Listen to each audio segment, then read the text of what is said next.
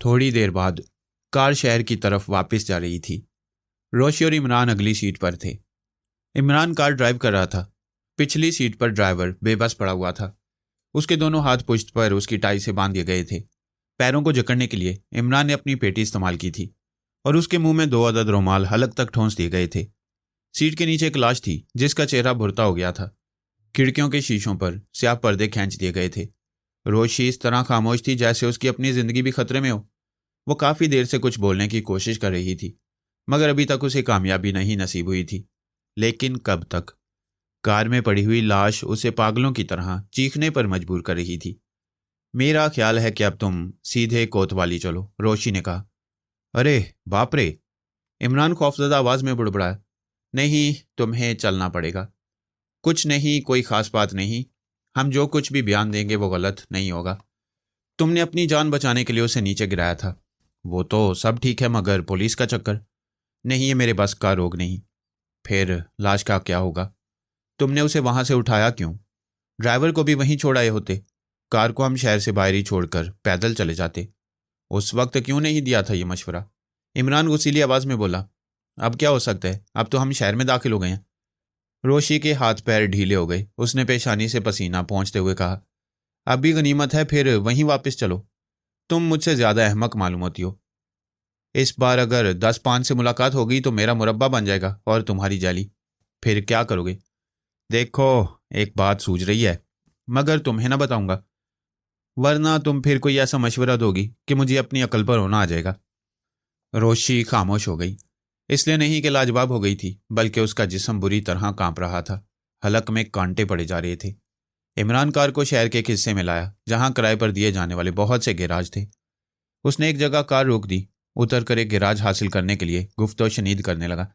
उसने मैनेजर को बताया कि वो सयाह है, कारवेंशन होटल में क्याम है, मगर चूंकि वहां कारों के लिए कोई इंतजाम नहीं है, इसलिए वो यहाँ एक गैराज किराए पर हासिल करना चाहता है। बात गैर मामूली नहीं थी, इसलिए उसे गैराज हासिल करने में दुश्वारी नहीं हुई। उसने 1 हफ्ता का पेशगी किराया अदा करके गैराज की कुंजी और रसीद हासिल की। फिर कार को गैराज में मुकफ्फल करके रोशी के साथ टहलता हुआ दूसरी सड़क पर आ गया। लेकिन इसका अंजाम क्या होगा? रोशी बुड़बड़ाई। सुबह तक वो ड्राइवर भी मर जाएगा। इमरान ने बड़ी सादगी से जवाब दिया। तुम बड़े गधे हो। रोशी झिल्ला गई। नहीं, अब मैं इतना गधा भी नहीं हूं। मैंने अपना सही नाम और पता नहीं लिखवाया। इस ख्याल में न रहना, रोशी ने तल्ख लहजे में कहा। पुलिस शिकारी कुत्तों की तरह पीछा करती है। फिक्र ना करो, 1 हफ्ते तक तो वो गैराज खुलता नहीं, क्योंकि मैंने 1 हफ्ते का पेशगी किराया अदा किया है। फिर 1 हफ्ते में मैं ना जाने कहाँ हूँगा। हो सकता है मर ही जाऊं, हो सकता है उस नामालूम आदमी की मौत आ जाए। बहरहाल वो अपने 2 साथियों से तो महरूम हो ही चुका है। रोशी कुछ ना बोली, उसका सर चकरा रहा था। इमरान ने एक गुजरती हुई टैक्सी रुकवाई। रोशी के लिए दरवाज़ा खुला और फिर खुद भी अंदर बैठता हुआ ड्राइवर से बोला, वॉट मार्बल? रोशी आंखें फाड़ फाड़ कर उसे देखने लगी। हाँ, इमरान सर हिलाकर बोला। वहीं खाना खाएंगे, कॉफ़ी पियेंगे, और तुम 1-2 पैग ले लेना, तबीयत संभल जाएगी। वैसे अगर च्युइंगम पसंद करो तो अभी दूं। और हाँ, हम वहाँ 2-1 राउंड रंबा भी नाचेंगे। क्या तुम सचमुच पागल हो? रोशी आहिस्ता से बोली। हाय, कभी अहमक कभी पागल। अब मैं अपना गला घोंट लूंगा। रोशी खामोश हो गई। वो इस सिलसिले में बहुत कुछ कहना चाहती थी, लेकिन उसे अल्फाज नहीं मिल रहे थे। ज़हनी इंतशार अपनी इंतहाई मंजिलें तय कर चुका था। वो वाट मार्बल में पहुंच गए। रोशी का दिल चाह रहा था कि वो पागलों की तरह चीखती हुई घर की तरफ भाग जाए। इमरान उसे कैबिन में बिठाकर बाथरूम की तरफ चला गया। बाथरूम का तो सिर्फ बहाना था। वो दरअसल उस कैबिन में जाना चाहता था जहां ग्राहकों के इस्तेमाल करने का फ़ोन था। उसने वो नंबर डायल किए जिन पर इंस्पेक्टर जावेद से हर वक्त रब्ता कायम किया जा सकता था। हेलो, कौन? इंस्पेक्टर जावेद से मिलना है। ओह, आप हैं। सुनिए, मैं अली इमरान बोल रहा हूँ। हाँ देखिए, अमीरगंज के गैराज नंबर 13 में जो मुकफ्फल है, आपको नीले रंग की एक कार मिलेगी। उसमें 2 शिकार हैं, एक मर चुका है और दूसरा शायद आपको जिंदा मिले। गैराज की कुंजी मेरे पास है। आप तलाशी का वारंट लेकर जाइए और बेदरेग ताला तोड़ दीजिए। हाँ हाँ, ये उसी सिलसिले की कड़ी है। मुझे यकीन है कि दोनों उसी के आदमी हैं। और सुनिए, काफ़ी राजदारी की ज़रूरत है। इस वाक़े को राज में ही रहना चाहिए। मुकम्मल मालूमात आपको कल सुबह मालूम होंगी। अच्छा, शब्बा खैर। इमरान रिसीवर रखकर रोशी के पास वापस आ गया। रोशी की हालत अबतर थी। इमरान ने खाने से कबल उसे शेरी पिलवाई। नतीजा किसी हद तक अच्छा ही निकला। रोशी के चेहरे पर ताजगी के आसार नजर आने लगे, लेकिन फिर भी खाना उसके हलक से नहीं उतर रहा था और वह इमरान को हैरत से देख रही थी, जो खाने पर इस तरह टूट पड़ा जैसे कई दिन से भूखा हो, और उसके चेहरे पर वही पुरानी हमाकत तारी हो गई थी। तुम बहुत खामोश हो, इमरान ने सर उठाए बगैर रोशी से कहा। रंबा की क्या रही, मैं नाचने के मूड में हूं। खुदा के लिए मुझे परेशान ना करो। तुम औरत हो या? जरा मुझे बताओ, क्या मैं उनके हाथों मारा जाता? वो हमें कहीं ले जाकर हमारी चटनी बना डालते। मैं इस मौजू पर गुफ्तगू नहीं करना चाहती, रोशी ने अपनी पेशानी रगड़ते हुए कहा। मैं खुद नहीं करना चाहता था, खुद छेड़ती और फिर ऐसा लगता है जैसे मुझे खा जाओगी। इमरान डियर, सोचो तो अब क्या होगा, दूसरा भी मर जाएगा, और 2-4 दिन बाद लाशों की बदबू फैलेगी तो गैराज का ताला तोड़ दिया जाएगा और फिर वो पकड़ा जाएगा जिसकी वो कार होगी। और जो तुम उन्हें अपनी शक्ल दिखाए हो, रोशी भी ना कर बोली।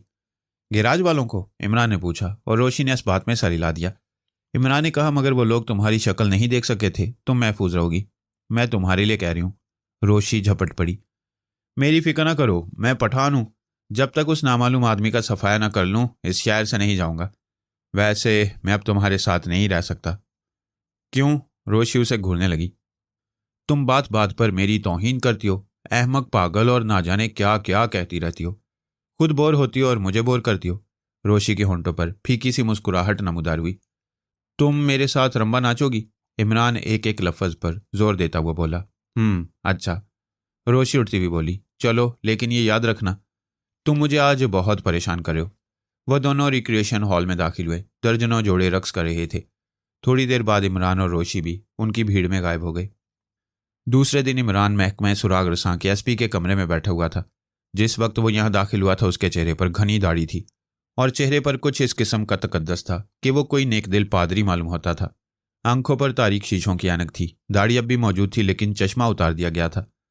एसपी वो रिपोर्ट पढ़ रहा था जो इमरान ने पिछली रात के वाकयात के मुतल्लिक मुरतब की थी। मगर जनाब, एसपी ने थोड़ी देर बाद कहा, वो कार चोरी की है। उसकी चोरी की रिपोर्ट 1 हफ्ता कबल कोतवाली में दर्ज कराई गई थी। ठीक है, इमरान सर हिलाकर बोला। इस किस्म की मुहिमों में ऐसी ही कारें इस्तेमाल की जाती हैं। मेरा ख्याल है कि यहाँ आए दिन कारें चुराई जाती होंगी। आपका ख्याल दुरुस्त है, लेकिन वो कहीं ना कहीं मिल भी जाती हैं। लेकिन ऐसी किसी कार के साथ किसी आदमी का भी पकड़ा जाना पहला वाक़या है। ड्राइवर से आपने क्या मालूम किया? इमरान ने पूछा। कुछ भी नहीं, वो कहते हैं कि कल शामी को उसकी खिदमात हासिल की गई थी। वो दरअसल एक टैक्सी ड्राइवर है और उसे सिर्फ 3 घंटे काम करने की उजरत 300 रुपये पेश की दे दी गई थी। तो इसका मतलब यह है कि जिससे कुछ मालूम करने की तवक्को की जा सकती वो ख़त्म ही हो गया। खैर, लेकिन ये तो मालूम किया ही जा सकता है कि मरने वाला कौन था, कहाँ रहता था, किन हलकों से उसका ताल्लुक था। जावेद इसके लिए काम कर रहा है और मुझे तवक्को है कि वो कामयाब होगा। ठीक, अच्छा किया आप इस बात से वाकिफ़ हैं। मगर नहीं, खैर, मैं अभी कह रहा था। इमरान खामोश होकर अपनी पेशानी पर उंगली मारने लगा। वह दरअसल एसपी से फ़ोन नंबर 6 नॉट के मुतल्लिक गुफ्तगू करने जा रहा था, लेकिन फिर कुछ सोचकर रुक गया। क्या आप कोई खास बात कहने वाले थे? एसपी ने पूछा। वो भी भूल गया, इमरान ने संजीदगी से कहा। फिर उसके चेहरे पर ना जाने कहाँ का गम टूट पड़ा। वह ठंडी सांस लेकर दर्दनाक लहजे में बोला, मैं नहीं जानता कि यह कोई मर्ज है या जहनी कमजोरी। अचानक इस तरह जहनी रो बहकती है कि मैं वक्ती तौर पर सब कुछ भूल जाता हूँ। हो सकता है कि थोड़ी देर बाद वो बात याद आ ही जाए जो मैं आपसे कहना चाहता था। एसपी उसे टटोलने वाली नज़रों से देखने लगा, लेकिन इमरान के चेहरे से उसकी दिली कैफियत का अंदाज़ा लगा लेना आसान काम ना था। फिर इस केस के मुतल्लिक दोनों में काफ़ी देर तक मुख्तलिफ किस्म की बातें होती रहीं। एसपी ने उसे बताया कि एबीसी होटल के 3 आदमी जाली नोटों समेत पकड़े गए हैं। इमरान ने नोटों के नंबर तलब किए। एसपी ने दराज से लिस्ट निकालकर उसकी तरफ बढ़ा दी। नहीं, इमरान सर हिलाकर बोला, इसमें सिर्फ वही नंबर हैं जो मैं होटल में हारा था। एक भी ऐसा नंबर नहीं आता जो उस आदमी वाले पैकेटों में से ताल्लुक़ रखता हो। तब तो हमें तस्लीम करना पड़ेगा कि एबीसी वालों का इससे कोई ताल्लुक़ नहीं। जाहिर है कि अगर वो होशियार हो गया था तो उसे एबीसी वालों को भी नोटों के इस्तेमाल से रोक देना चाहिए था। नहीं, उसके बारे में तो कुछ कहा ही नहीं जा सकता, इमरान ने कहा। हो सकता है कि ताल्लुक़ ज़ाहिर ना करने ही के लिए उन्होंने दीदा व दानिस्ता उन आदमियों को पुलिस के चुंगल में दे दिया। जी हाँ, ये भी मुमकिन है, एसपी सर हिलाने लगा। फिलहाल हमें एबीसी वालों को नज़रअंदाज करना चाहिए, इमरान ने कहा। लेकिन अब क्या करेंगे? एसपी ने पूछा। बताना बहुत मुश्किल है। मैं पहले से कोई तरीक़ेकार मुतय्यन नहीं करता, बस वक्त पर जो सूझ जाए। पिछली रात के वाक़यात का रद्द-ए-अमल क्या होता है, अब उसका मुंतज़िर हूँ। फिर इमरान ज़्यादा देर तक वहाँ नहीं बैठा। क्योंकि एक नया ख्याल उसके ज़हन में सर उभा रहा था। वो वहां से निकलकर एक तरफ चलने लगा, लेकिन साथ ही साथ इसका भी अंदाजा करता जा रहा था कि कहीं उसका कोई ताक़ुब तो नहीं कर रहा। उसने आज भी एसपी से रोशी का तज़किरा नहीं किया। वो उसे पसे मंजर ही में रखना चाहता था। कुछ दूर चलकर वो एक टेलीफोन बूथ के सामने रुक गया। उसने मुड़कर देखा, दूर दूर तक किसी का पता नहीं था। सड़क ज्यादा चलती हुई नहीं थी। कभी कभार एक आध कार गुजर जाती थी या कोई राहगीर चलता हुआ नजर आ जाता था। इमरान बूथ का दरवाजा खोलकर अंदर चला गया। फिर इसे अंदर से बोल्ट करने के बाद सुराख में सिक्का डाला। दूसरे लम्हे में 6 नोट को डायल कर रहा था। हेलो, दूसरी तरफ से एक भारी आवाज आई। मैं रोशी बोल रही हूँ, इमरान ने माउथ पीस में कहा। अगर इस वक्त रोशी यहाँ मौजूद होती तो उसे इमरान की आवाज़ सुनकर गश जरूर आ जाता। रोशी? हाँ, मैं बहुत परेशान हूँ। क्यों? उसने पिछली रात एक आदमी को मार डाला है। वो हमारी कार की स्टपनी में छुप गया था। फिर एक जगह उसने पिछला शीशा तोड़कर हमें रिवॉल्वर दिखाया। मैं नहीं कह सकती कि उसने किस तरह नीचे गिरा दिया। इमरान ने पूरा वाक़या दोहराते हुए कहा। मैं बहुत परेशान थी। मैंने उसे कहा कि पुलिस को इतला कर दे, मगर उसने इनकार कर दिया। मेरी समझ में नहीं आ रहा था कि क्या करूं। बहरहाल मैंने घबराहट में पुलिस को फ़ोन कर दिया कि फ़लाँ नंबर के गैराज में एक लाश है, लेकिन मैंने ये नहीं बताया कि मैं कौन हूँ। उसे इल्म है कि तुमने पुलिस को फ़ोन किया है? नहीं, मैंने उसे नहीं बताया। मैं बहुत परेशान हूँ। वो कोई ख़तरनाक आदमी मालूम होता है। कौन है ये मैं नहीं जानती। तुम इस वक्त कहाँ से बोल रही हो? ये नहीं बताऊंगी। मुझे तुमसे भी खौफ मालूम होता है। दूसरी तरफ से हल्के से कहके की आवाज़ आई और बोलने वाले ने कहा, तुम पब्लिक बूथ नंबर 24 से बोल रही हो? और इमरान की आंखें हैरत से फैल गईं। मैं जा रही हूँ, उसने घबराए हुए लहजे में कहा। नहीं, ठहरो, इसी में तुम्हारी बेहतरी है। वरना जानती हो कि क्या होगा? अगर पुलिस के हत्थे चढ़ गई तो मेरा तुमसे कोई झगड़ा नहीं, लेकिन तुम कई बार नादानिस्ता तौर पर मेरे काम भी आ चुकी हो। मैं तुम्हें इस जंजाल से बचाना चाहता हूँ। हाँ, तुम्हें यह कह रहा था कि तुम बूथ के बाहर ठहरो। आध घंटे के अंदर ही अंदर मेरे एक आदमी वहां पहुंच जाएगा। क्यों? नहीं नहीं, इमरान ने एहतजाजन कहा। मैं बिल्कुल बेकसूर हूं। मैं क्या करूं? वो ख्वामखा मेरे गले पड़ गया है। डरो नहीं रोशी, बोलने वाले ने उसे चमकार कर कहा। मैं तुम्हारी मदद करना चाहता हूं, इसी में तुम्हारी बेहतरी है। इमरान ने फौरन ही जवाब नहीं दिया। हेलो, दूसरी तरफ से आवाज़ आई। हेलो, इमरान कपकपाई हुई आवाज़ में बोला। अच्छा, मैं इंतज़ार करूंगी, लेकिन मुझे यकीन है कि यह मेरी ज़िंदगी का आखिरी दिन है। बहुत डर गई हो, कह के साथ कहा गया। अरे, अगर मैं तुम्हें मारना चाहता तो तुम अब तक जिंदा ना होती। अच्छा, तुम वहीं इंतज़ार करो। सिलसिला मुनक़ता कर दिया गया। इमरान बूथ से निकल आया। उसकी होंठों पर शरारत आमेज मुस्कुराहट थी और दाढ़ी में यह मुस्कुराहट ना जाने क्यों खतरनाक मालूम हो रही थी। आधे घंटे तक उसे इंतजार करना था। वो टहलता हुआ सड़क की दूसरी तरफ चला गया। उधर चंद सायादार दरख्त थे। रोशी का इंतजाम उसने पिछली रात ही को कर लिया था। वह इस वक्त एक गैर मारूफ से होटल के एक कमरे में मुकीम थी। इमरान ने पिछली रात उसी के फ्लैट में तन्हा गुजारी थी। वो दरख्तों के नीचे टहलता रहा। बार बार उसकी नज़र कलाई की घड़ी की तरफ उठ जाती थी। 20 मिनट गुजर गए। अब वो फिर बूथ की तरफ जा रहा था। ज्यादा देर नहीं गुजरी थी कि उसने महसूस किया कि एक कार करीब ही उसकी पुश्त पर आकर रुकी थी। अचानक इमरान पर खांसियों का दौरा पड़ा। वो पेट दबाए हुए झुककर खांसने लगा। फिर सीधा खड़ा होकर बूथ की तरफ मुक्का लहराता हुआ उसीली आवाज में बोला, साली, कभी तो बाहर निकलोगी। क्या बात है जनाब? किसी ने पुश्त से कहा। इमरान चौंक कर मुड़ा। उसके 3 या 4 फुट के फासले पर एक आदमी वहां खड़ा था और सड़क पर एक खाली कार मौजूद थी। क्या बताऊं जनाब? इमरान इस तरह बोला जैसे खांसियों के दौरे से परेशान हो, सांसें उलझ रही थीं। वो चंद लम्हे हाँफता रहा, फिर बोला, 1 घंटे से अंदर घुसी हुई है। मुझे भी एक ज़रूरी फ़ोन करना है। कई बार दस्तक दे चुका हूँ, हर बार यही कह देती है कि 1 मिनट ठहरिए। 1 मिनट की ऐसी की तैसी 1 घंटा हो गया। ओह, ठहरिए, मैं देखता हूँ। नवारिद आगे बढ़ता हुआ बोला। उसने हैंडल घुमाकर दरवाज़ा खोला, लेकिन फिर उसे मुड़ना नसीब नहीं हुआ। इमरान का हाथ उसकी गर्दन दबोच चुका था। उसने उसे बूथ के अंदर धक्का दे दिया। खुद भी तूफान की तरह उस पर जा पड़ा। बूथ का दरवाज़ा खुदकार था, इसलिए इसे बंद करने की ज़रूरत भी नहीं थी। वो उन दोनों के दाखिल होते ही खुद ब खुद बंद हो गया। थप्पड़ों, घूंसों और लातों का तूफान। हाथ के साथ ही साथ इमरान की जुबान भी चल रही थी। मैं रोशी तुम्हारी ठुकाई कर रही हूँ मेरी जान। अपने बुलडॉग से कह देना कि मेरे बकिया नोट मुझे वापस कर दे, वरना एक दिन इसे भी किसी चूहेदान में बंद करके मारूंगा। और वो साली रोशी, वो मुझे जुल दे गई। कल रात से गायब है। और बेटा, कल रात मैंने तुम्हारे एक साथी की कमर तोड़ दी है। इमरान उस पर अचानक इस तरह टूट पड़ा था कि उसे कुछ सोचने का मौका ही ना मिल सका। फिर ऐसी सूरत में चुपचाप पिटते रहने के अलावा और क्या हो सकता था। थोड़ी देर में उसने हाथ पैर डाल दिए। इमरान ने उसे कॉलर से पकड़ कर उठाया, लेकिन उसके पैर जमीन पर टिकते ही नहीं थे। देखो बेटा, अपने बुलडॉग से कह देना कि आज रात को मेरे बकिया नोट वापस मिल जाने चाहिए। वो जाली हैं। मैं अभी उन्हें बाजार में नहीं लाना चाहता था, मगर उस कुत्ते की वजह से मेरा खेल बिगड़ गया।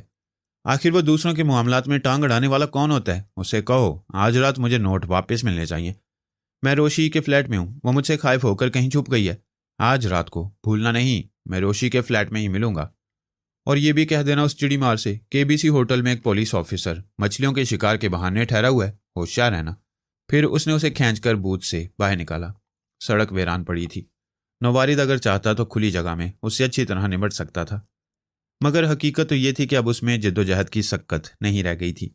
इमरान ने उसे स्टीयरिंग के सामने बिठा दिया। जाओ अब दफा हो जाओ, इमरान ने कहा, वरना हो सकता है कि मुझे तुम पर फिर प्यार आने लगे। अपने बुलडॉग तक मेरा पैगाम पहुंचा देना, नहीं तो फिर जानते हो मुझे जहां भी अंधेरे उजाले मिल गए तुम्हारा ऑमलेट बनाकर रख दूंगा। हुदहुद को इमरान ने बिल्कुल अपने रंग में ढालने की कोशिश की थी। वह सचमुच थोड़ा सा बेवकूफ़ था, लेकिन इमरान के इशारे पर बिल्कुल मशीन की तरह काम करता था। काहिल और सुस्त होने के बावजूद भी काम के वक्त उसमें काफ़ी फुर्तीलापन आ जाता था। मगर इस काम से वो बुरी तरह बेजार था जो आजकल उसे सौंपा गया था। वह इस काम को भी किसी हद तक बर्दाश्त कर सकता था, मगर कम अज़ कम एबीसी होटल में काम करने के लिए तैयार नहीं था। लेकिन इमरान से खौफ भी मालूम होता था, और वह बेचारा अभी तक इस बात से वाकिफ नहीं था कि उसे हकीकतन क्या करना है। वैसे महकमा उसे मछली का शिकार करने की तनख्वाह तो देता नहीं था। कल वो होटल में दाखिल हुआ था। आज उसे इमरान की हदायत के मुताबिक शिकार के लिए सुबह से शाम तक समुंदर के किनारे बैठना था। लेकिन वह एबीसी की फिजा और माहौल से सख्त बेजार था। उसे हर वक्त बुरे आदमी और बुरी औरतें नजर आती थीं। इस वक्त वह नाश्ते की मेज पर बैठा जल्दी जल्दी हलक में चाय उंडेल रहा था। वो जल्द से जल्द यहां से निकल जाना चाहता था। बात यह थी कि उसे काउंटर के करीब वही औरत नजर आ गई थी जिसने पिछली रात उसे बहुत परेशान किया था। रात वो नशे में थी और हुदहुद के सर हो गई थी कि वो उसे फिल्म देवदास का गाना बालम बसो मोरे मन में सुनाए। हुदहुद की बौखलाहट देखकर दूसरे लोग भी इस तफरीह में दिलचस्पी लेने लगे थे। पता नहीं किस तरह हुदहुद ने उससे पीछा छुड़ाया। अब इस वक्त फिर उसे देखकर उसके हाथ पैर फूल गए, लेकिन औरत जो उस वक्त नशे में नहीं थी काफी संजीदा नजर आ रही थी। हुदहुद ने जल्दी जल्दी नाश्ता खत्म किया, कमरे से शिकार का सामान लेकर घाट की तरफ रवाना हो गया। हुदहुद यहाँ आने के मकसद से तो वाकिफ नहीं था। वो अच्छी तरह जानता था कि इमरान को इस इलाके से क्यों दिलचस्पी हो सकती है, मगर वो ये नहीं जानता था कि खुद उसे क्या करना है। अलबत्ता वो अपनी आंखें जरूर खुली रखना चाहता था। इस हिस्से में समुंदर पुरसुकून था और इधर लॉन्चों और कश्तियों की भी आमदोरफ्त नहीं रहती थी। उसे अपने अलावा 2-3 आदमी और भी नजर आए जो पानी में डोरें डाले बैठे ऊँग रहे थे। वो 1 बजे तक जग मारता रहा, लेकिन एक मछली भी उसके कांटे में ना लगी। लेकिन वो शायद इससे बेखबर था कि थोड़े ही फासले पर एक आदमी खड़ा खुद उसी का शिकार करने की ताक में है। वो आदमी चंद लम्हे खड़ा सिगरेट के कश लेता रहा, फिर आहिस्ता आहिस्ता हुदहुद की तरफ बढ़ा। आजकल शिकार मुश्किल ही से मिलता है, उसने हुदहुद से कुछ फासले पर बैठते हुए कहा। हुदहुद चौंक कर इसे घूरने लगा। ये एक दुबला पतला और दराज का आदमी था। उम्र 30 और 40 के दरमियान रही होगी। उसके शाने से कैमरा लटक रहा था। जी हाँ, हुदहुद अपने चेहरे पर खुशी इखलाकी के आसार पैदा करते हुए बोला। आप इस शौक को कैसा समझते हैं? नवारिद ने पूछा। मुआफ फरमाइएगा, मैं समझा नहीं। ओह, मेरे इस सवाल को किसी और रोशनी में ना लीजिएगा। मेरा ताल्लुक दरअसल एक बातस्वीर माहनामे से है, और मेरा काम यह है कि मैं मुख्तलिफ किस्म की हॉबीज़ के मुतल्लिक मालूमात और तस्वीर फराम करूँ। ये मेरी हॉबी नहीं बल्कि पेशा है, हुदहुद मुस्कुराकर बोला। मैं नहीं यकीन कर सकता जनाब, नवारिद भी हंसने लगा। हमारे यहाँ के पेशावर समुंदर में जाल डालते हैं और उनका लिबास इतना शानदार नहीं होता और वह तिनकों के हैट नहीं लगाते। हुदहुद भी खुद ब खुद हंसने लगा और नवारिद ने कहा, मैं आपका शुक्रगुजार हूँ अगर आप मुझे शिकार खेलते हुए 2-3 पोज दे दें। यहाँ अकेला मैं ही तो नहीं हूँ। दुरुस्त है, लेकिन मैं उन्हें इस काबिल नहीं समझता कि उनकी तस्वीर किसी ऐसे माहनामे में शाया हो जो अमेरिका, इंग्लैंड, फ्रांस, जर्मनी और हॉलैंड जैसे ममालिक में जाता हो।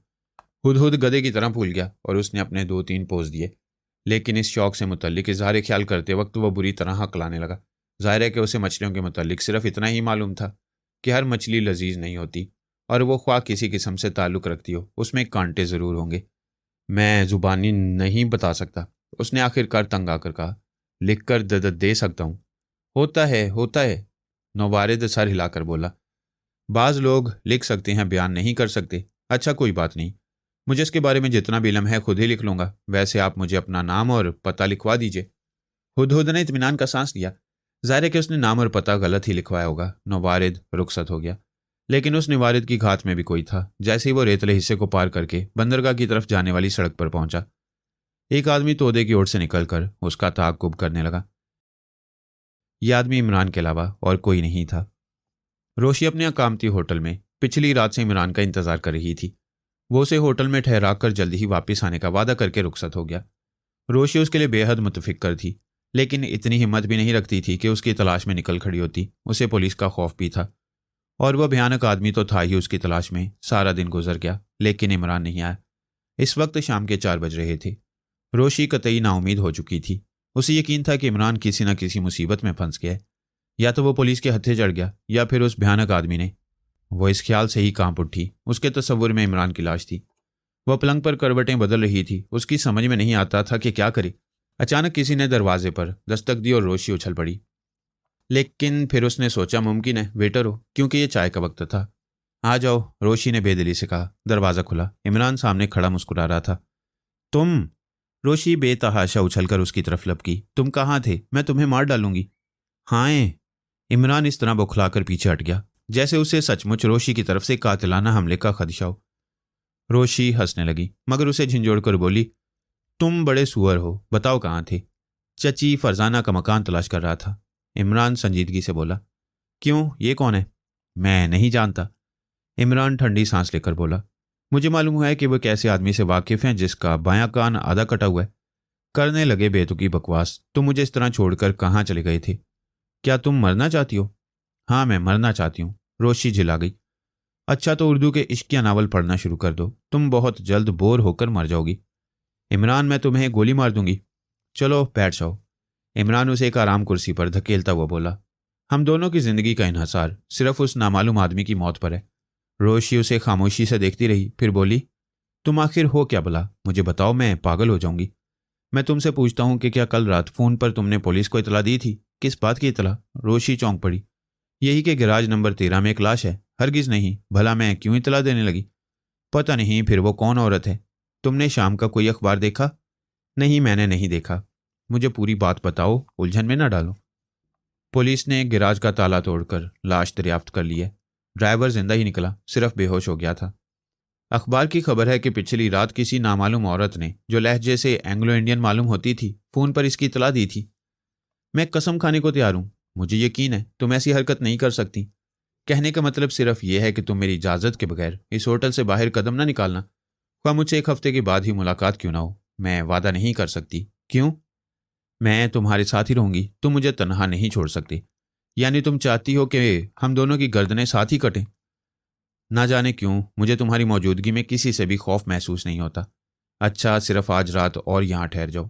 आखिर क्यों? तुम क्या करते फिर रहे हो, मुझे बताओ। नहीं रोशी, तुम बहुत अच्छी हो। तुम आज रात यहीं क्याम करोगी।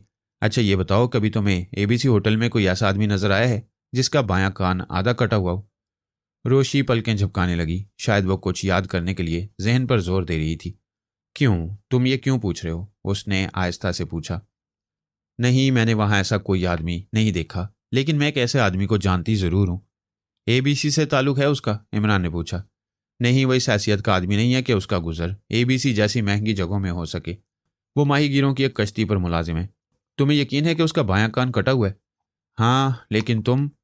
ठहरो, मुझे बताओ कि वो इस वक्त कहाँ मिलेगा। मैं भला कैसे बता सकती हूँ? मुझे उसका घर नहीं मालूम। तो उस कश्ती ही का पता निशान बताओ जिस पर काम करता है। हर्षफील्ड फिशरीज। हर्षफील्ड फिशरीज। इमरान ने एक तवील सांस लेकर आहिस्ता से दोहराया, फिर उठता हुआ बोला, अच्छा टाटा, कल सुबह मुलाकात होगी। ठहरो, मुझे बताओ कि तुम किस चक्कर में हो। मैं अपने बकिया नोट वापस लेना चाहता हूँ। कुछ भी हो, रोशी उसे घूरती हुई बोली। अब तो मुझे इतने अहमक नहीं मालूम होते जितने उस शाम एबीसी में मालूम होते थे। फिर अहमक कहा? तुम खुद अहमक। इमरान उसे घूंसा दिखाता हुआ कमरे से निकल गया। रोशी का फ्लैट आज बहुत ज्यादा रोशन नजर आ रहा था। इमरान ने चंद मजीद बल्बों का इजाफा किया था और वो फ्लैट में तनहा था। अगर उसके महकमे के किसी आदमी को उसकी इन हरकत का इल्म हो जाता तो वो उसे कतई दीवाना और खपती तस्वुर कर लेता। आज दिन भर वो गलतियों पर गलतियां करता रहा। मुजरिमों में से एक का हाथ आ जाना, फिर उसे सिर्फ मामूली सी मुरम्मत करके वापस कर देना। असूलों ने एक बहुत बड़ी गलती थी। होना तो ये चाहिए था कि इमरान उसे बाकायदा तौर पर गिरफ्तार करके उससे उसके दूसरे साथियों की निशानदेही पर मजबूर कर देता। फिर उसने उसे हुदहुद के वजूद से आगाह कर दिया, बल्कि अपने मुतल्लिक भी बता दिया कि रोशी के फ्लैट में ही रात बसर करेगा। और अब उसमें इस तरह चिरागां किए बैठा था जैसे किसी खास तकरीब के इंतजामात में मशगूल हो। क्लॉक ने 12 बजाए और उसने दरवाजों की तरफ देखा जो खुले हुए थे, लेकिन उसे क्लॉक की टिक टिक के अलावा और कोई आवाज़ सुनाई ना दी। दरवाजे तो क्या, आज उसने खिड़कियां तक खुली रखी थी, हालांकि आज सर्दी शबाब पर थी। अचानक उसे राहदारी में कदमों की आवाज़ सुनाई दी जो रफ्ता रफ्ता नज़दीक होती जा रही थी। फिर किसी ने गुनगुना कर कहा, रोशी डार्लिंग। दूसरे लम्हे में एक नौउम्र आदमी दरवाजे में खड़ा अहमकों की तरह पलकें झपका रहा था। फरमाइए।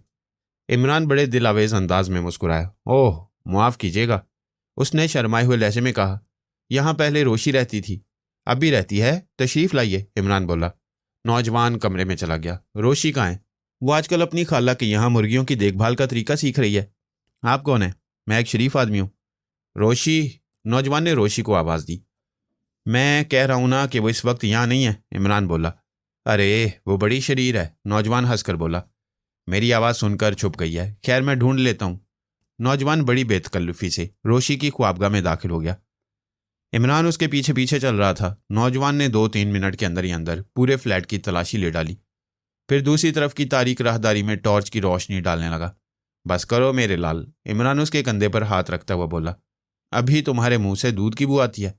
क्या मतलब? नौजवान मुड़ा। मतलब भी बताऊंगा, आओ मेरे साथ, इमरान ने कहा और फिर उसे बैठने के कमरे में वापस लाया। नौजवान उसे कहरालूद नज़रों से घूर रहा था। तशरीफ़ रखिए जनाब, इमरान ने गैर मुतवक्का तौर पर खुश इखलाकी का मुजाहरा किया। अब भी तुमने क्या कहा था? नौजवान ने झल्लाए हुए लहजे में कहा। मैंने अर्ज़ किया था कि आप तलाशी ले चुके, अब आपको इत्मीनान हो गया कि मेरे साथ दूसरे आदमी नहीं है। अब तशरीफ़ ले जाइए और अपने बुलडॉग से कह दीजिए कि मेरे नोट मुझे वापस कर दे। मैं बहुत बुरा आदमी हूँ, अपने साथ भीड़ भाड़ नहीं रखता, तनहा काम करता हूँ। मैं इस वक्त इस फ्लैट में तनहा हूँ, लेकिन मेरा दावा है कि तुम्हारा बुलडॉग मेरा बाल भी भीगा नहीं कर सकता। ये देखो, मैंने सारे दरवाजे खोल रखे हैं और सारे बल्ब रोशन हैं, लेकिन कुछ नहीं। मैं नहीं समझा कि आप क्या कह रहे हैं। जाओ यार, भेजा ना चाटो, उसे मेरा पैगाम पहुंचा दो जिसने तुम्हें भेजा है। चलो अब खिसको भी, वरना मेरा हाथ तुम पर भी उठ जाएगा। आज ही मैं तुम्हारे एक साथी की अच्छी खासी मुरम्मत कर चुका हूँ, मैं तुम्हें देख लूँगा, नौजवान उठता हुआ बोला और आंधी की तरह कमरे से निकल गया। लेकिन इमरान इस तरह खड़ा था जैसे उसे अभी किसी और का इंतजार हो। उसने जेब से च्युइंगम का पैकेट निकाला और एक मुंतखब करके उसे आहिस्ता आहिस्ता कुचलने लगा।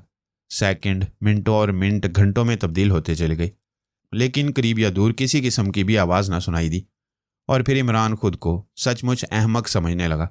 उसे तवक्को थी कि वह नामालूम आदमी ज़रूर आएगा, लेकिन अब 2 बज रहे थे और कायनात पर सन्नाटे की हुक्मरानी थी। उसने सोचा कि अब इस हमाकत का खात्मा कर दे। मुमकिन है कि वो नौजवान रोशी ही का कोई गाहक रहा हो। इमरान दरवाजे और खिड़कियां बंद करने के लिए उठा। अभी वो दरवाजे के करीब भी नहीं पहुंचा था कि राहदारी में कदमों की आवाज़ें गूंजने लगीं। कोई बहुत तेज़ी से इसी तरफ आ रहा था। इमरान बड़ी फुर्ती से 3-4 कदम पीछे हटाया, लेकिन दूसरे ही लम्हे में उसकी आंखें हैरत से फैल गईं। रोशी दरवाजे में खड़ी बुरी तरह हाँप रही थी, लेकिन उसके चेहरे पर परेशानी के आसार नहीं थे। तुमने मेरा कहना नहीं माना, इमरान आंखें निकाल कर बोला। बस तुम इसी तरह बकवास किया करो, रोशी एक सोफे पर गिरती हुई बोली। फिर अपना वैनिटी बैग खोलकर 2 पैकेट निकाले, उन्हें इमरान की तरफ उछालते हुए कहा, अपने बकिया 2 पैकेट भी संभालो। इमरान ने पैकेटों को उलट पलट कर देखा और फिर हैरत से रोशी की तरफ देखने लगा। कुछ देर कबल मेरा हार्ट फेल होते होते बचा है, रोशी ने कहा। क्यों, तुम्हें ये पैकेट कहाँ से मिले? बताती हूँ, ज़रा दम लेने दो, रोशी ने कहा और उठकर अलमारी से विस्की की बोतल निकाली। बड़े गिलास में 6 उंगली खालिस विस्की लेकर इसकी चुस्कियां लेने लगी। फिर उसने रुमाल से होंठ खुश्क करते हुए कहा, मुझे नींद नहीं आ रही थी। ठीक 1 बजे किसी ने दरवाजे पर दस्तक दी, मैं समझी शायद तुम हो। मैंने उठकर दरवाज़ा खोल दिया, लेकिन वो तुम नहीं थे, एक दूसरा आदमी था। उसने मुझे ये 2 पैकेट दिए और एक लिफाफा जिस पर मेरा नाम लिखा हुआ था, और फिर उसने मुझे पूछने की मोहलत ही नहीं दी, चुपचाप वापस चला गया। रोशी ने वैनिटी बैग से वो लिफाफा भी निकाल कर इमरान की तरफ बढ़ा दिया। इमरान ने लिफाफे से खत निकालकर मेज़ पर फैलाते हुए एक तवील सांस ली। तहरीर था, रोशी तुम्हारे दोस्त के बकिया 2 पैकेट रवाना कर रहा हूँ, लेकिन तुम इन्हें खोल कर देखोगी नहीं।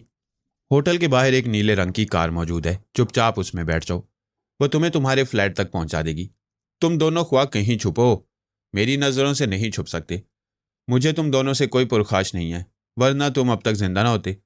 तुम्हारा दोस्त मामूली सा मुजरिम है, जाली नोटों का धंधा करता है और बस उसे कहो कि चुपचाप इस शहर से चला जाए, वरना तुम तो मुझे अरसा से जानती हो। मैं और कुछ नहीं चाहता, यहां से इसी वक्त चली जाओ। इमरान ने खत खत्म करके रोशी से कहा, और तुम नीली कार में बैठ गई? क्या करती? मैंने सोचा कि जब उसने मेरी जाय रिहाइश का पता लगा लिया तो मुझे किसी किस्म का नुकसान पहुंचाने में उसे क्या आर हो सकता है। ठीक है, तुमने अक्लमंदी से काम लिया, मगर रोशी इमरान को घूरती हुई बोली, क्या उसने तुम्हारे मुतल्लिक सच लिखा है? झक मारता है। अब मैं उसे अपनी तौहीन का बदला लूंगा। देखो तोते, मैंने तुम्हारे बारे में बहुत कुछ सोचा है, और हाँ, तुमने ये चिरागां किस खुशी में कर रखा है। मैं बहुत ज़्यादा रोशनी चाहता हूँ, मगर तुमने भी मेरे बारे में गलत ही सोचा होगा। अच्छा, अब तुम मुझे यहाँ कभी नहीं देखोगी। तो वाकई इस शहर से जा रहे हो? मैं किसी के हुक्म का पाबंद नहीं हूँ, और फिर भला उस मस्खरे से डर कर भागूंगा? खुदा के लिए मुझे बताओ कि तुम कौन हो? एक मामूली सा मुजरिम। क्या तुम्हें उसकी बात पर यकीन नहीं आया? नहीं, मुझे उसकी बात पर यकीन नहीं आया। एक मामूली सा मुजरिम उसके मुकाबले में नहीं ठहर सकता। यहाँ के अच्छे अच्छे दिल गुर्दे वाले उसके तस्वुर से ही कांपते हैं। तुम मेरे पेशे से वाकिफ़ ही हो, हर किस्म के आदमियों से साबका पड़ता है। मैं एक शरीफ आदमी हूँ। मम्मी और डैडी बचपन ही से मुझे इसका यकीन दिलाते रहे हैं। इमरान ने मगमूम लहजे में कहा। वैसे मैं कभी कभी सचमुच हमाकतें कर बैठता हूँ, जैसे आज। इमरान ने अपना टेलीफोन बूथ वाला कारनामा दोहराया और रोशी बेतहाशा हंसने लगी। उसने कहा, तुम झूठे हो, तुमने मेरी आवाज़ की नकल कैसे उतारी होगी? इस तरह, इसमें मुश्किल ही क्या है? इमरान ने हूबहू रोशी के लहजे और आवाज़ की नकल उतारी। रोशी चंद लम्हे उसे हैरत से देखती रही, फिर बोली, मगर इस हरकत का मकसद क्या था? तफरी, और क्या कहूँ। मगर नतीजा देखो कि उसने खुद ही पैकेट वापस कर दिए। तुम्हारी अकल खप्त हो गई है। रोशी ने कहा, मुझे इसमें भी कोई चाल मालूम होती है? हो सकता है। बहरहाल मैं जानता हूँ कि उसके आदमी हर वक्त पीछे लगे रहते हैं, वरना उसे तुम्हारा पता कैसे मालूम होता? यही मैं भी सोच रही थी। ये उसी वक्त की बात है जब मैं आज शाम तुमसे मिला था। मेरे ही जरिया वो तुम तक पहुंचा होगा। मगर इमरान, वो आदमी जो इन पैकेटों को लाया था, जानते हो वो कौन था? मुझे हैरत है, वो वही कान कटा माहीगीर था जिसके बारे में तुम पूछ रहे थे। इमरान संभल कर बैठ गया। क्या वो तुम्हें जानता है? उसने पूछा। यकीन के साथ नहीं कह सकती। नहीं, मुझे पहले कभी उससे बात करने का मौका नहीं मिला। इमरान की पेशानी पर शिकने उभर आईं। वो कुछ सोच रहा था। थोड़ी देर बाद उसने एक तवील अंगड़ाई लेकर कहा, जाओ अब सो जाओ, मुझे भी नींद आ रही है। अगर अब भी मुझे बोर करोगी तो इसी वक्त यहाँ से चला जाऊंगा। रोशी चुपचाप उठी और अपनी ख्वाबगाह में चली गई। इमरान दरवाजे और खिड़कियां बंद करने के बाद थोड़ी देर तक च्युइंगम से शुगल करता रहा। फिर नोटों के पैकेट खोल दिए। उसे तवक्को थी कि इन पैकेटों में कुछ ना कुछ ज़रूर होगा, क्योंकि रोशी को उसके खत में पैकेटों को ना खोलने की हदायत की गई थी। उसका ख्याल सही निकला। उस पैकेट में नोटों के दरमियान एक तय किया हुआ कागज़ का टुकड़ा नजर आया। यह भी एक खत था, लेकिन इसमें इमरान को मुखातिब किया गया था। दोस्त, बड़े जाले मालूम होते हो, साथ ही शातिर भी, मगर जाली नोटों का धंधा छिछोरापन है। अगर तरक्की की ख्वाहिश हो तो कल रात को 11 बजे उसी वीराने में मिलो जहाँ मैंने तुम पर हमला किया था। ABC होटल वाले शिकारी के मुतल्लिक इतला फराहम करने का शुक्रिया। उसने सिर्फ मछलियों के शिकार के लिए वहाँ क़याम किया है, लेकिन मछलियों के शिकार के मुतल्लिक कुछ भी नहीं जानता। तो कल रात को तुम ज़रूर मिल रहे हो, मैं इंतज़ार करूँगा। इमरान ने ख़त को पुरजे पुरजे करके आतिशदान में डाल दिया। उसके होंठों पर एक शैतानी मुस्कुराहट रक्स कर रही थी। वो उठा और दबे पांव रोशी के फ्लैट से निकल गया। दूसरी रात जब आसमान तारीकियां बखेर रहा था, इमरान उस वीराने में पहुंच गया जहां उसे बुलाया था। 3 या 4 फरलांग के फासले पर ABC होटल की रोशन खिड़कियां नजर आ रही थी। इमरान उन्हीं टीलों के दरमियान खड़ा था जहां उस पर कुछ दिनों पेशतर हमला किया गया था। उसे ज्यादा देर इंतजार नहीं करना पड़ा। तुम आ गए। उसे अपने पुश्त पर तेज किस्म की सरगोशी सुनाई दी। इमरान चौंक कर मुड़ा। थोड़ी फासले पर उसे एक तारीक साया नजर आया। हाँ, मैं आ गया। इमरान ने उसी अंदाज में सरगोशी की। और मैं तुमसे जरा बराबर भी खाइफ नहीं हूं। मुझे ऐसे ही आदमी की जरूरत थी, साय ने जवाब दिया। 6 माह के अंदर ही अंदर लखपति बना दूंगा। मैं लखपति नहीं बनना चाहता। मैं सिर्फ इसलिए आया हूं कि खत्म करो। मैं कुछ नहीं सुनूंगा। जवानी का खून गर्म होता है, तुम अभी बच्चे हो। बुढ़ापे में पैसों की कदर मालूम होती है। तुम कहना क्या चाहते हो? इमरान ने पूछा। मेरे साथ चलो। चलो, मगर कभी मुझे शादी करने पर मजबूर ना करना। मैं इसके अलावा हर किस्म की गलती कर सकता हूँ। साया हंस पड़ा। फिर उसने कहा, आज रोशी दिन भर तुम्हें तलाश करती रही है। वो मुझे सचमुच कोई अहमक शहजादा समझती है। आओ, वक्त कम है। साय ने इमरान की तरफ हाथ फैलाते हुए कहा, क्या गोद में आऊं? इमरान ने कहा और एक तरफ हट गया, लेकिन दूसरे लम्हे उसे ऐसा महसूस हुआ जैसे उसकी खोपड़ी से बेशुमार सितारे निकलकर फिजा में मुंतशिर हो गए हों। किसी ने पुश्ते से उसके सर पर कोई ठोस और वजनी चीज दे मारी थी। वो लड़खड़ाता हुआ तारिक साय की तरफ बढ़ा, लेकिन उस तक पहुंचने से कबल ही ढेर हो गया। बेहोशी के बाद होश कैसे आता है? कम से कम ये किसी बेहोश होने वाले की समझ में आने की चीज़ नहीं। बहरहाल इमरान को नहीं मालूम हो सका कि वो किस तरह होश में आया, लेकिन आंख खुलने पर शऊर की बेदारी में देर नहीं लगी। वो एक कुशादा और सजे सजाए कमरे में था, लेकिन तनहा नहीं। उसके अलावा कमरे में 5 आदमी और भी थे। उनके जिस्मों पर स्याह रंग के लंबे लंबे चेस्टर थे और चेहरे स्याह नकाबों में छुपे हुए थे। उनमें से एक आदमी किताब की वर्क गर्दानी कर रहा था। हाँ भाई, क्या देखा? उनमें से एक ने उससे पूछा। आवाज़ से इमरान ने उसे पहचान लिया। ये वही था जिसे कुछ देर कबल टीलों के दरमियान उसने गुफ्तगू की थी। जी हाँ, आपका ख्याल दुरुस्त है, दूसरे आदमी ने किताब पर नज़र जमाते हुए कहा। Ali Imran, MSc DSc London, officer on special duties from central intelligence bureau. क्यों दोस्त, क्या ख्याल है? गुमनाम आदमी इमरान की तरफ मुड़कर बोला। MSc DSc नहीं, बल्कि MSc PhD, इमरान ने संजीदगी से कहा। शट अप, गुमनाम आदमी ने गरज कर कहा। वाकई मैं बड़ा बेवकूफ़ आदमी हूँ, रोशी ठीक कहती थी। इमरान इस तरह बुड़बुड़ाया जैसे खुद से मुखातिब हो। तुम हमारे मुतालिक क्या जानते हो? गुमनाम आदमी ने पूछा। यही कि तुम सब पर्दा नशीन खवातीन हो और मुझे ख्वामखा डरा रही हो। तुम यहाँ से जिंदा नहीं जा सकते। गुमनाम आदमी की आवाज़ में गुर्राहट थी। फिक्र ना करो, मरने के बाद चला जाऊंगा, इमरान ने लापरवाही से कहा। गुमनाम आदमी की खौफनाक आंखें चंद लम्हे नकाब से इमरान को घूरती रहीं। फिर उसने कहा, तुम्हें बताना ही पड़ेगा कि तुम्हारे कितने आदमी कहाँ कहाँ काम कर रहे हैं। क्या तुम सचमुच संजीदा हो? इमरान अपने चेहरे पर हैरत के आसार पैदा करके बोला। किसी ने जवाब ना दिया। इस वक्त उनकी खामोशी भी बड़ी डरावनी लग रही थी। इमरान फिर बोला, तुम्हें यकीनन गलतफहमी हुई है। बकवास, हमारे फाइल बहुत एहतियात से मुरतब किए जाते हैं, गुमनाम आदमी ने कहा। तब फिर मैं ही गलत हो गया हूँ, इमरान ने मायूसी से सर हिलाकर कहा। कमाल है, मैं यानी वाह क्या बात है। गोया अब अपने लिए कहीं भी जगह नहीं है यारो। ये जुल्म है कि तुम लोग भी मुझे महकमा सुराग रसानी से मुंसलिक कर रहे हो। हमारे पास ज़्यादा वक्त नहीं है, गुमनाम आदमी गुस्सीले लहजे में बोला। तुम्हें सुबह तक की मोहलत दी जाती है। अपने आदमियों के पते और निशान बता दो, वरना। मेरा ख्याल है, एक नकाबपोश ने उसकी बात काटते हुए कहा। जलते लोहे वाली तदबीर कैसी रहेगी? वक्त नहीं है, गुमनाम गुर्राया, सुबह देखेंगे। वो सब कमरे से निकल गए और दरवाज़ा बाहर से मुकफ्फल कर दिया गया। इमरान ने एक तवील अंगड़ाई ली और सर का वो हिस्सा टटोल कर जहाँ चोट लगी थी बुरे बुरे से मुंह बनाने लगा। उसे तवक्को नहीं थी कि उसके साथ इस किस्म का बर्ताव किया जाएगा। वो तो यही समझे हुए था कि उसने मुजरिमों को अपने जाल में फांस लिया। उसने बेवजह इन लोगों को हुदहुद का पता नहीं बताया था। उसके ज़हन में एक स्कीम थी और वह इसमें कामयाब भी हो गया था। उसने इस आदमी का ताकुब करके, जिसने समुद्र के किनारे हुदहुद के फ़ोटो लिए थे, कम अज़ कम मुजरिमों के एक अड्डे का पता तो लगा ही लिया था। और वहीं उसने उस आदमी को भी देखा था जिसका बायां कान आधा गायब था। इमरान थोड़ी देर तक बेहिस हरकत आराम कुर्सी में पड़ा रहा। उसका जहन बड़ी तेज़ी से हालात का जायजा ले रहा था। आधा घंटा गुजर गया। शायद पूरी इमारत पर सन्नाटे की हुक्मरानी थी। कहीं से भी किसी किस्म की आवाज़ नहीं आ रही थी। इमरान उठकर कुर्सियों और दरवाज़ों का जायजा लेने लगा, लेकिन चंद ही लम्हों में उस पर वाज़ेह हो गया कि वो बाहर नहीं निकल सकता। ये सारे दरवाजे ऐसे थे जो बाहर से मुकफ्फल किए जा सकते थे। उसके जहन में एक दूसरा और इंतहाई अहम सवाल भी था। इमारत इस वक्त खाली है या कुछ और लोग भी मौजूद हैं? दोनों ही सूरतों में हालात गैर यकीनी थे। इमारत में उसका तन्हा रहना नामुमकिनात में से था, लेकिन अगर उसके अलावा कुछ और लोग भी थे तो इमारत पर कब्रिस्तान की सी खामोशी क्यों तारी थी? क्या वो सो रहे हैं? इमरान ने सोचा कि यह भी नामुमकिन है। उन्होंने अपनी दानिस्त में एक खतरनाक दुश्मन को पकड़ लिया, लिहाजा उसकी तरफ से गाफिल होकर सो रहना करीने क्यास नहीं। इमरान अच्छी तरह जानता था कि सुबह उसे नाश्ते की मेज़ पर खुश आमदीद कहने के लिए मेहमान नहीं बनाया गया।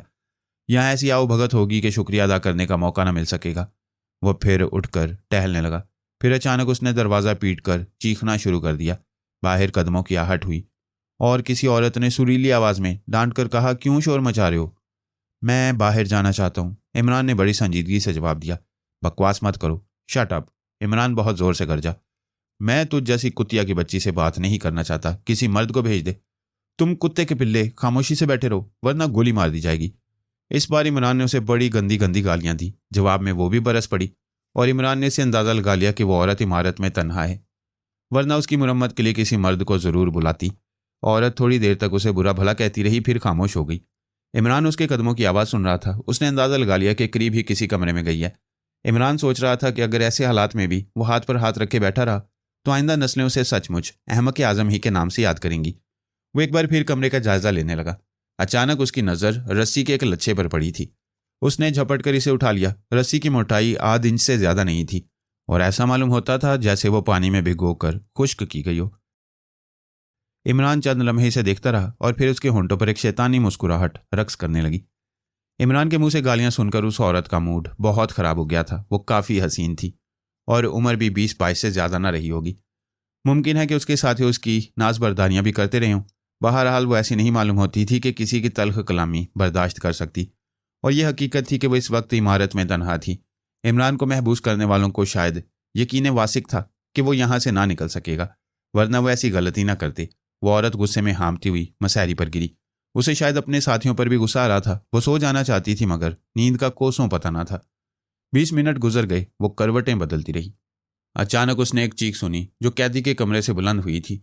फिर कुछ इस किस्म की आवाज़ें आने लगीं जैसे कोई किसी का गला घोंट रहा हो। वो बेतहाशा उछल कर खड़ी हो गई। गैर इरादी तौर पर कैदी के कमरे की तरफ दौड़ने लगी, लेकिन अब सन्नाटा था। क्या है, क्यों शोर मचा रखा है? उसने कमरे के सामने पहुंचकर कहा, लेकिन अंदर से कोई जवाब न मिला। एक दरवाजे की झिर्री पर उसकी नज़र पड़ी। उसने अंदाजा कर लिया कि अंदर का बल्ब रोशन है। दूसरे लम्हे उसकी एक आंख झिर्री से जा लगी, लेकिन फिर वह इस तरह झटके के साथ पीछे हट गई जैसे इलेक्ट्रिक शॉक लगाओ। उस कमरे के अंदर जो कुछ भी देखा वो उसके रोंगटे खड़े कर देने के लिए काफ़ी था। छत से एक लाश लटक रही थी। उसके पैर जमीन से तकरीबन 3 फुट ऊंचाई पर झूल रहे थे और गर्दन में रस्सी का फंदा। चेहरा दूसरी तरफ था। साफ जाहिर होता था कि कैदी ने कुर्सी पर खड़े होकर फंदा अपनी गर्दन में डाला, फिर लात मारकर कुर्सी एक तरफ गिरा दी।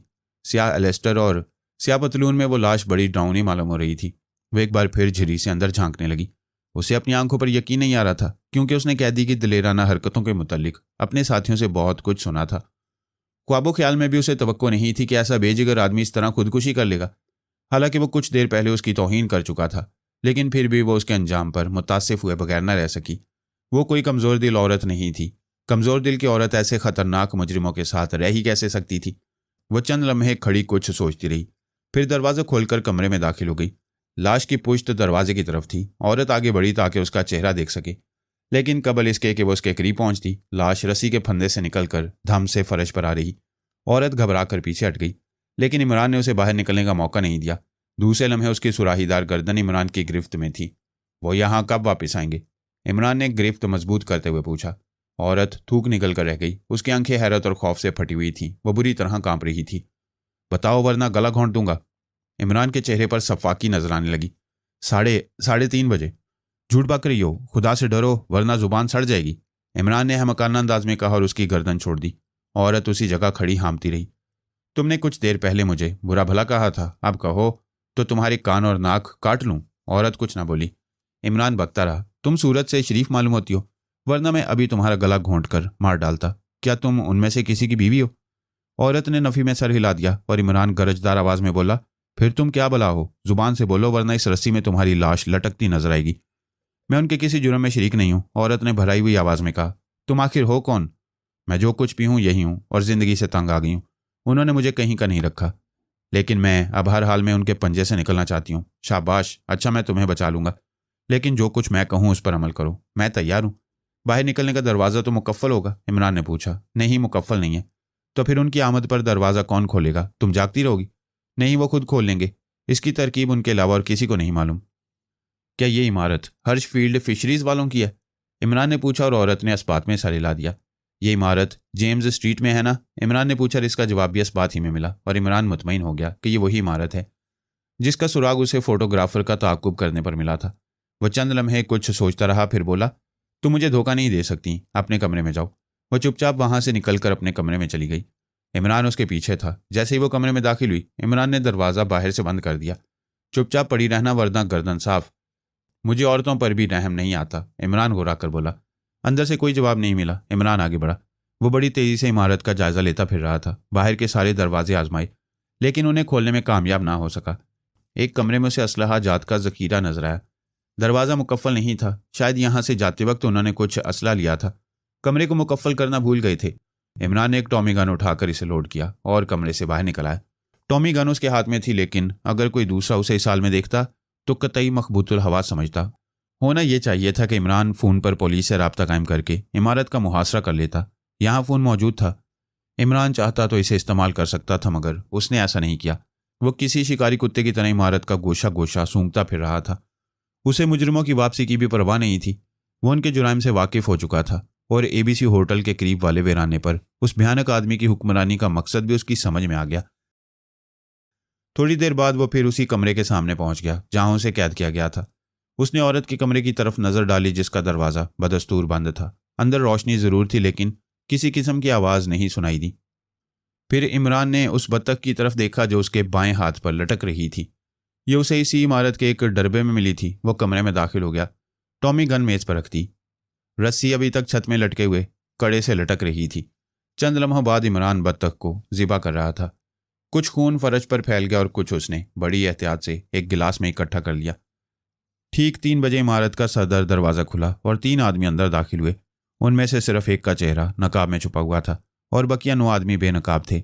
उनके चेहरों से थकन जाहिर हो रही थी, लेकिन कैदी के कमरे के सामने रोशनी देखकर उनके चेहरों से इस्मेहलाल के आसार गायब हो गए। खुले हुए दरवाजे से रोशनी बाहर बरामदे में रिंग आई थी। उनका नकाबपोश सरगना बेतहाशा भागता हुआ कमरे में जा घुसा। फिर उसकी आंखें हैरत से फैल गईं। कमरा खाली था।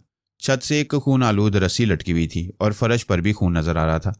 फिर खून के छोटे छोटे धब्बे उस जगह से दरवाजे तक चले गए। वह दरवाजे की तरफ झपटा। उसके बकिया 9 साथी साकित दरवाजे के सामने खड़े थे। खून के लातादाद छोटे छोटे धब्बे दरवाजे के बाहर बरामदे में भी थे।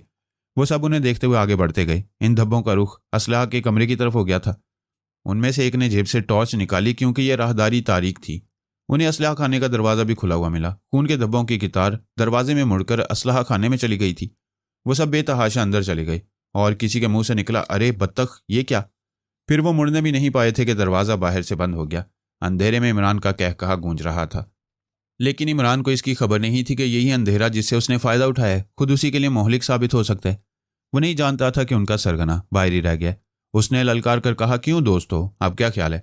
वो सब अंदर से दरवाज़ा पीटने और शोर मचाने लगे। इमरान ने फिर कहका लगाया, लेकिन यह कहका अचानक इस तरह रुक गया जैसे किसी साइकिल के पहियों में पूरे ब्रेक लग गए हों। किसी ने पुश्त से उस पर हमला कर दिया था। टॉमी गन उसके हाथ से निकलकर अंधेरे में कहीं दूर जा गिरी। हमलावर उनका सरगना था जो असला खाने में बंद कर दिए गए थे। जब वो खून के धब्बों को देखते हुए आगे बढ़ रहे थे तो वो कैदी वाले कमरे के सामने ही रुककर कुछ सोचने लगा। वो सब असला खाने तक पहुंच गए और वो वहीं तशवीश आमेज नजरों से चारों तरफ देखता रहा। और अब शायद तकदीर इमरान पर कहके लगा रही थी। हमला बड़ा शदीद था। इमरान को बिल्कुल यही महसूस हुआ जैसे कोई सैकड़ों मन वजनी चट्टान उस पर आ गिरी हो। खुद उसका जिस्म भी काफ़ी जानदार था, लेकिन इस हमले ने उसके दांत खट्टे कर दिए। नकाब पोश उससे लिपट पड़ा था। इमरान ने उसकी गिरफ्त से निकलना चाहा लेकिन कामयाब ना हो सका। उसने उसे कुछ इस तरह जकड़ रखा था कि इमरान का दम घुटने लगा। असलाह खाने के अंदर अभी तक शोर जारी था। खामोश रहो, उनके सरगना ने उन्हें डांटा, लेकिन उसकी आवाज़ इतनी पुरसुकून थी जैसे उसने किसी आराम कुर्सी पर काहिलों की तरह पड़े पड़े उन्हें सरजनिश की हो। दूसरी तरफ उसने इमरान को ज़मीन से उखाड़ दिया था। बतदरीज उसे ऊपर उठाता चला जा रहा था। इमरान ने उसकी टांगों में अपनी टांगें फंसानी चाहिए लेकिन कामयाब न हुआ। वो ऊपर उठता चला जा रहा था। यह हकीकत थी कि इस वक्त इमरान के हवास जवाब दे गए थे और हमलावर पर गोया किसी किस्म का जुनून तारी हो गया था। उसे भी शायद इस बात का होश नहीं रह गया था कि अब उसकी गर्दन बासानी इमरान की गिरफ्त में आ सकती है। वो तो इस चक्कर में था कि इमरान को उठाकर किसी दीवार पर दे मारे और उसकी हड्डियां सुरमा हो जाएं। इस किस्म के खतरनाक मुजरिम अगर किसी खास मौका पर इस तरह अपनी अकल ना गंवा बैठे तो कानून बेचारा अजायब खाने की अलमारियों की जीनत बनकर रह जाए।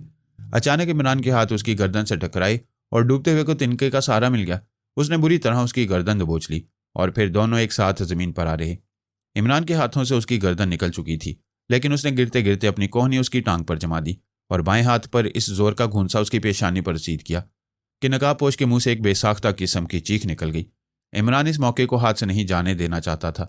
वो उस पर लद पड़ा और उसके दोनों हाथ पकड़ लिए। नकाबपोश चित गिरा था और इमरान उसके सीने पर सवार था।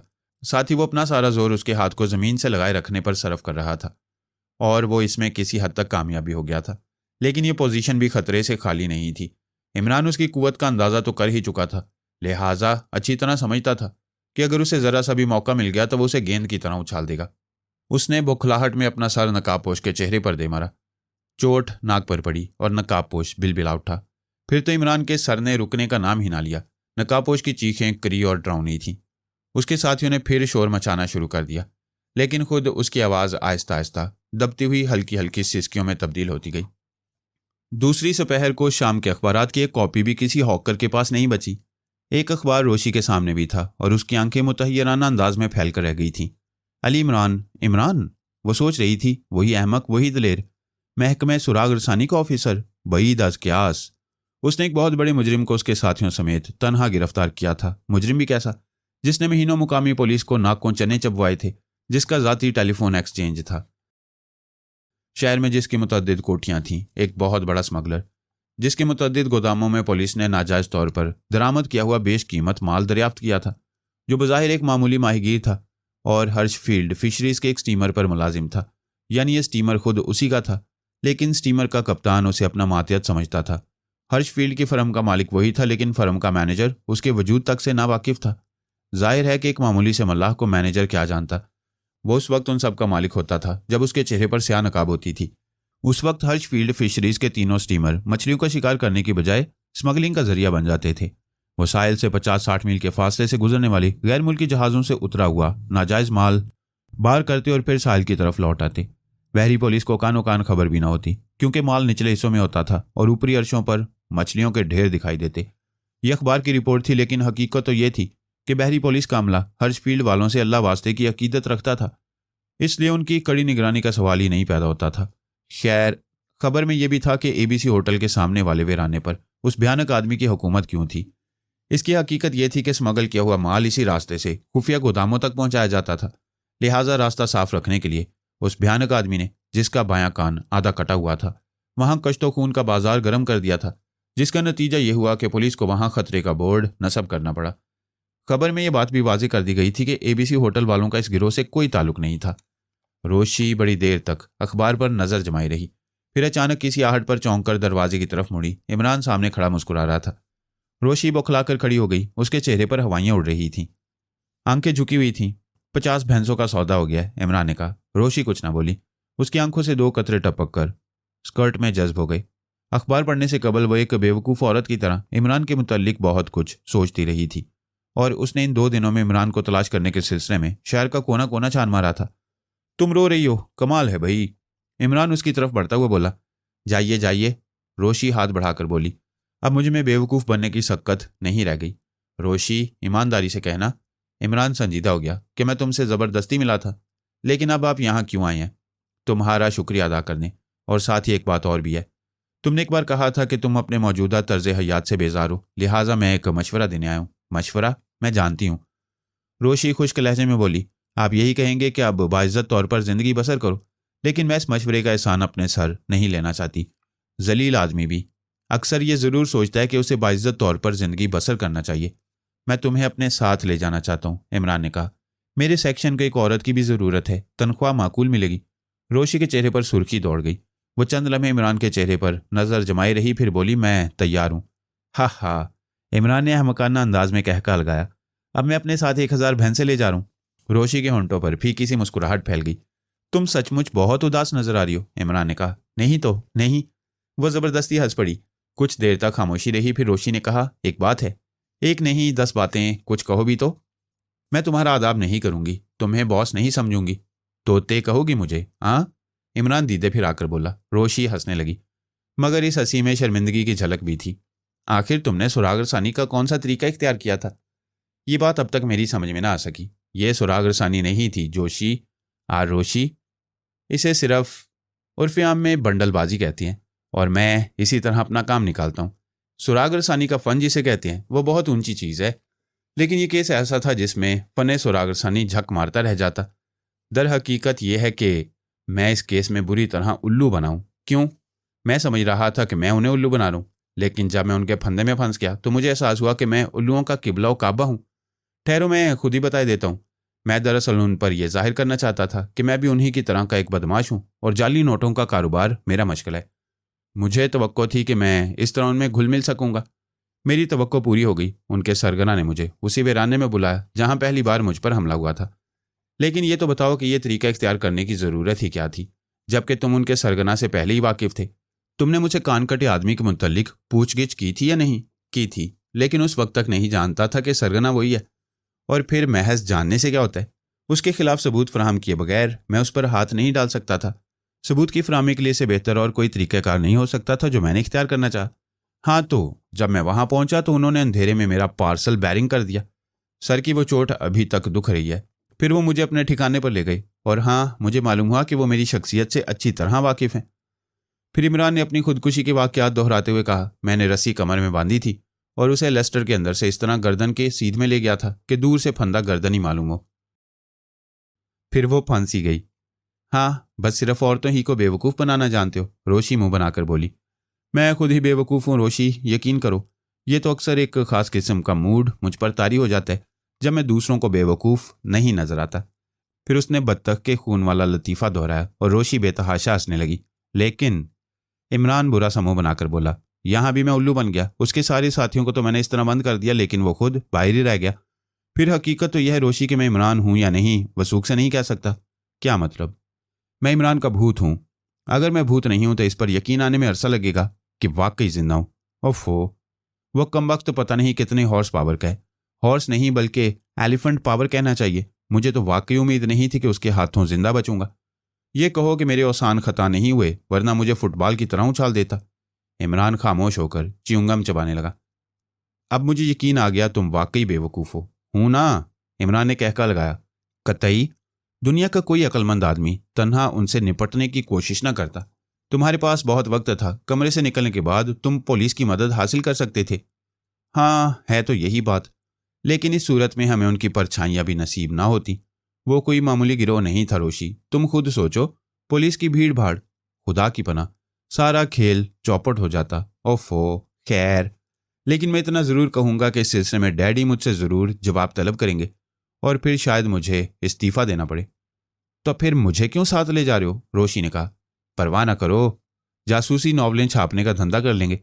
तुम उन्हें ठेले पर सजाकर फेरी लगाया करना और मैं एजेंटों को लिखा करूँगा कि हम एक किताब के ऑर्डर पर आपको 50% कमीशन देंगे और किताब का सरे वर्क 1 माह पहले ही आपकी खिदमत में रवाना कर दिया करेंगे। आपका दिल चाहे तो आप सिर्फ सरे वर्क 1 रुपया में फ़रोख्त करके किताब किसी रद्दी फरोश के गले लगा सकती हैं, वगैरह वगैरह। इब्ने सफ़ी की इमरान सीरीज़ कहानी नंबर 4 भयानक आदमी पसंद आई हो तो वीडियो को लाइक कीजिए, चैनल को सब्सक्राइब कीजिए। शुक्रिया।